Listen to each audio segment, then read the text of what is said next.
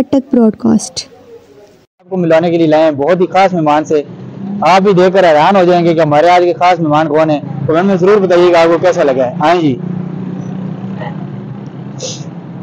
अस्सलाम वालेकुम, क्या हाल है बाबा कायद? ठीक है, आप खैरियत है? आप यहाँ पर बैठकर सोचते तो होंगे कि हमारे मुल्क में क्या हो गया। मैंने ऐसा मुल्क को नहीं दिया था, इस तरह का हालात में नहीं बना के दिया था। कैसे कुर्बानियां और क्या आजकल के जो सियासतदान आए हैं, कुछ लोग ऐसे आए हैं, करप्ट लोग आ चुके हैं जिन्होंने उस मुल्क का बेड़ा गर्क कर दिया है। तो आपकी रूह को सुकून मिले, हम भी ये दुआ करते हैं अल्लाह ताला आपको अपनी जवार रहमत में जगह दे। अल्लाह ताला आपको मुकाम में बुलंदी अता फरमाए और जन्नतुल फिरदौस में आला मुकाम अता फरमाए। आपको अल्लाह ताला कब्र में इंशाल्लाह सुकून अता फरमाए और अल्लाह ताला अपने खास जवार रहमत में जगह अता फरमाए। इजाज़त दीजिए, हम चलते हैं। अल्लाह हाफिज़।